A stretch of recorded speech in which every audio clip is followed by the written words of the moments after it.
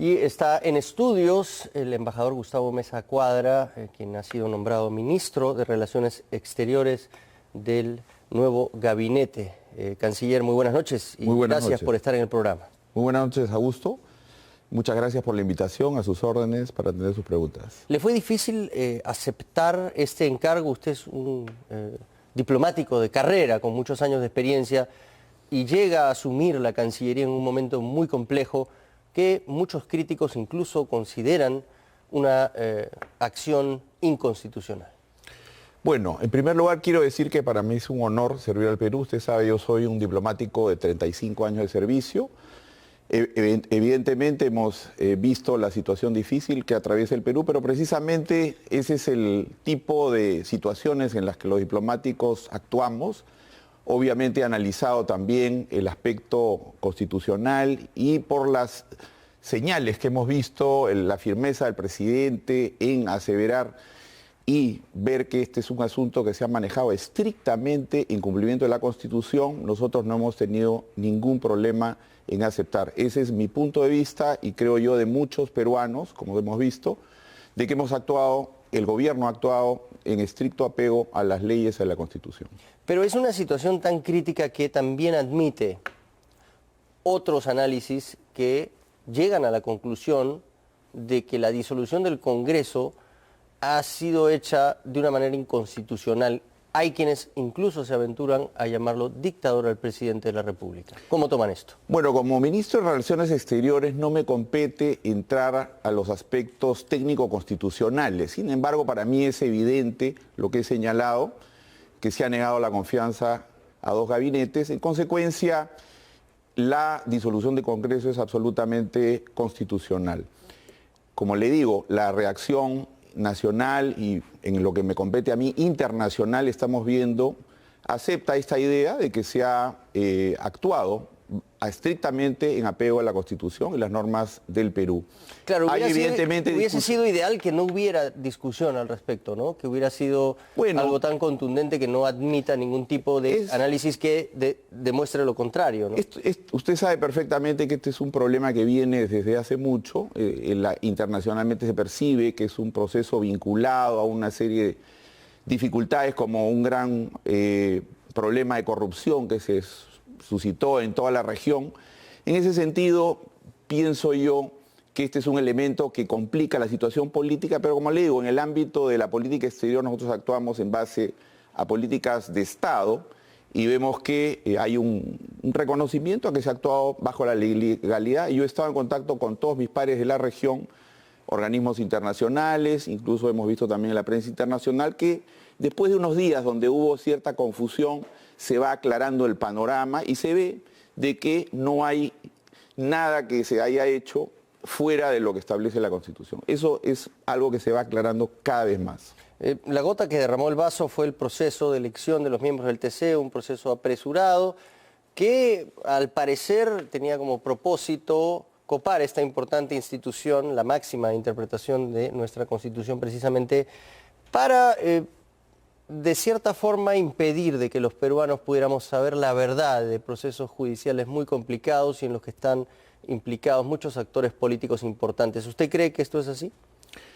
Bueno, como le repito, no es mi papel entrar a opinar sobre los aspectos constitucionales más de fondo del asunto. Pero no es un aspecto constitucional, es si tenía o no el Congreso la intención de copar el TC para poder impedir de que los peruanos sepamos la verdad sobre los casos de corrupción. Evidentemente, cuando el presidente del Consejo de Ministros pide que este tema de la modificación del sistema de elección de los magistrados del tribunal se vea antes, es porque había esa percepción. Y yo creo que claramente si se vota en contra de esa propuesta de él es porque se estaba rechazando el pedido confianza que había pedido el gabinete. Entonces, eso está claro. De lo que se trata ahora es de ver adelante qué es lo que se puede hacer y cuáles son las grandes líneas de la política exterior en este contexto. Y eso pasa por algo que lo ha señalado la OEA. Está un proceso electoral que se ha convocado ya, estrictamente constitucional, y estamos viendo a nivel de la Cancillería, por instrucción del señor presidente, elementos como las misiones de observación electoral que yo voy a tener que tratar próximamente, en los próximos días, en Naciones Unidas, donde estoy regresando. Usted sabe que yo estuve sirviendo en Naciones Unidas, también Sí, claro, el OEA. nos hemos encontrado en Nueva York cuando... Exactamente, también el OEA con el señor Almagro, que son tradicionales, y con la Unión Europea a finales de mes, donde yo estoy viajando también para ver a la señora Mogherini, que está dejando el cargo, y al señor Borrell, que asume próximamente. O sea, estamos trabajando en un escenario distinto al que había a inicios de la semana pasada. El secretario general de la OEA, Luis Almagro, ha enviado este tuit en el que saluda su nombramiento. De cierta manera, esto es un reconocimiento a la legitimidad de las acciones del presidente Vizcarra. Aquí está nuestra felicitación al nuevo canciller de Perú, Gustavo Meza Cuadra, luego de su designación en Cancillería Perú hoy. Y bueno, él responde al tuit de la Cancillería, que precisamente señala que usted tomó juramento como ministro de Relaciones Exteriores. ¿Usted conoce a Luis Almagro? ¿Ha conversado con él? Sí, no solamente él ha puesto este tuit que agradecí, sino él tuvo la gentileza de llamarme a felicitar por haber asumido la Cancillería. Hemos tenido una larga conversación en muy buenos términos. Como usted sabe, el gobierno ahí expresó que le parece balanceado el comunicado de la Secretaría General de la OEA. Quiero precisar, no de la OEA, porque la OEA lo conforman los estados, del secretario general de la OEA. Y hemos quedado en vernos en la semana subsiguiente para tratar, entre otros temas, lo que le mencioné, las misiones de observación electoral que normalmente hemos recibido de la OEA, de Naciones Unidas y también posteriormente de la Unión Europea. Lo que ha declarado formalmente el secretario general de la OEA es, en este caso la OEA considera que compete al Tribunal Constitucional del Perú pronunciarse respecto a la legalidad y legitimidad de las decisiones institucionales adoptadas, así como las diferencias que pudieran existir en la interpretación de la Constitución conforme a las acciones y planteos que realicen los actores políticos al mismo. Es decir, dice, el TC es el que tiene que decidir sobre este tema, nosotros no nos metemos. Bueno, el comunicado tiene tres elementos, ¿no? Uno, el que usted ha señalado, también hay un elemento importante que ha dicho que un paso constructivo ha sido la convocatoria a las elecciones del nuevo Parlamento y también un llamado a la calma y al diálogo entre las partes para evitar que estas situaciones escalen, ¿no? En situaciones de violencia, etcétera. Ya la situación, como hemos visto, es absolutamente calmada. Ahora, creo yo que en el tema del Tribunal Constitucional eso se verá. El presidente ha señalado muy claramente cualquier decisión que se adopte por un órgano, seremos muy respetuosos. El gobierno ha dicho que será muy respetuoso. ¿El TC puede recibir una demanda de competencia formulada por la Comisión Permanente? Hay algunos analistas que consideran que no es posible, que el Pleno tiene que avalar cualquier demanda de competencia ante el TC, aunque es cierto, sería saludable que el TC finalmente decida quién tiene la razón. Repito lo que le dije al inicio, ¿no? No me compete como sector Relaciones Exteriores entrar a los aspectos técnico-constitucionales. Así que lo que puedo afirmar en este momento es que cualquier decisión de un tribunal Constitucional, en este caso, será respetada.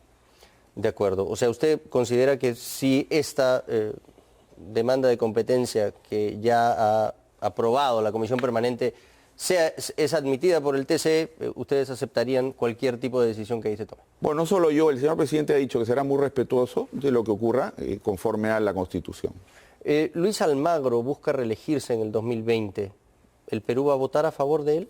Bueno, yo, como usted sabe, recién entrado a la Cancillería. Este es un tema que tenemos que hacer una evaluación muy delicada, ¿no? Siempre cuando hay candidaturas se toma un tiempo, así que vamos a hacer la evaluación correspondiente. Porque podría verse como, bueno, ahora usted me avala, Almagro, y después yo le devuelvo el favor entregándole el voto del Perú, porque sabemos que es una elección bastante apretada. No, no son ese tipo de consideraciones las que nosotros vamos a tener en cuenta, ¿no? Vamos a hacer una evaluación de acuerdo a los intereses del Perú, etcétera, y las posibilidades que hay en general sobre las candidaturas. El 11 y 12 de octubre la Comisión de Venecia va a llevar a cabo la audiencia respecto de el pedido que se ha hecho para que ellos tomen una decisión, bueno, que ya parece desfasada sobre lo del adelanto de elecciones y las cuestiones de confianza, pero en todo caso los tribunos que son miembros de la Comisión de Venecia, porque finalmente es el TC que está adscrito a esta comisión internacional, que son José Luis Sardón y Eloy Espinosa, al parecer no van a poder ir, porque Ernesto Blume está pidiendo que se revise el tema del nombramiento de Gonzalo Ortiz de Ceballos el 10 de octubre. Sabemos de fuentes del TC que el viaje no está programado para estos dos tribunos. Quien estaría yendo solo para hacer su presentación ante esta importante comisión internacional sería Pedro Lachea. Ahí tenemos el documento que precisamente da cuenta de las fechas en las que tiene que llevarse a cabo esta audiencia. Si lo podemos poner en pantalla, por favor. Es un oficio dirigido al presidente del Congreso de ese entonces. Ahí vemos, Dear President, está en inglés, estimado presidente, vamos a tratar de preparar una opinión para que sea vista en la sesión plenaria en Venecia el 11 y 12 de octubre del 2019. Sabemos que este borrador ya está en manos de los magistrados del Tribunal Constitucional y la opinión que ellos dan es que, bueno, sí, es extremo someter a cuestión de confianza cambios constitucionales, pero que es una decisión válida finalmente y que existen mecanismos en la Constitución para hacer el control de este tipo de decisiones críticas como la que tomó finalmente el presidente. Pero va a estar solo Pedro Lechea ahí. El gobierno podría enviar a un representante también a la Comisión de Venecia. ¿Ustedes han contemplado esta posibilidad? ¿Van a sustentar el punto de vista del gobierno en esta audiencia que se dará?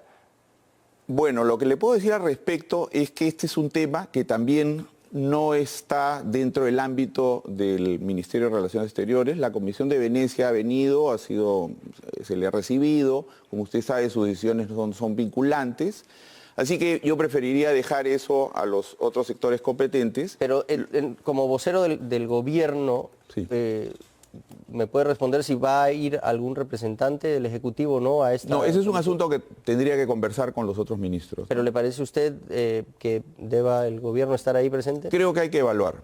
Lo que le puedo decir es, y creo que es importante en este momento, más bien las acciones de política exterior que venimos realizando, que demuestran, que está vinculada a lo que me había preguntado inicialmente, cómo el Perú viene tratando de manera normal su relacionamiento externo. Tenemos una agenda muy compleja en el sentido de numerosas reuniones. Esta semana, por ejemplo, está reuniéndose el Gabinete Binacional Perú-Chile. Estamos recibiendo al presidente Piñera el día jueves en Paracas. Estos gabinetes son muy importantes para las relaciones bilaterales porque cubren una enorme agenda nacional, pero también en beneficio de las poblaciones fronterizas. Estamos teniendo reuniones internacionales el día lunes. Los principales representantes de la región que manejan el tema narcotráfico van a tener una conferencia el día lunes. Los organismos que promueven las operaciones de mantenimiento de la paz en la región también se reúnen el día lunes. Y como le repetía, estamos viajando a Nueva York para ver Naciones Unidas y luego a Washington para ver la OEA.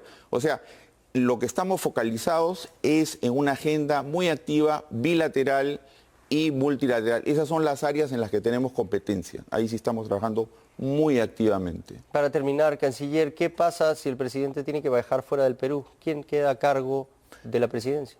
Bueno, como usted sabe, hay un tema con el tema de la vicepresidenta, pero todavía no hemos tratado este asunto. Es un asunto que habrá que discutirse con los asesores legales correspondientes. ¿Por lo pronto el presidente no va a salir del país? Lo que tenemos en los próximos días son básicamente actividades en el Perú, ¿no? Como le digo, esta visita del presidente Piñera, la próxima semana, esto todavía sería el siguiente mes. Así que se harán las evaluaciones correspondientes, pero la agenda internacional del Perú es muy activa y participan a diversos niveles, no solamente a nivel presidencial, presidente del Consejo de Ministros, pero también hay canciller y otros sectores. Señor canciller, muchas gracias por haber estado aquí en Cuarto Poder en este momento tan importante para el país. Hacemos una breve pausa y volvemos con más. Muchas gracias.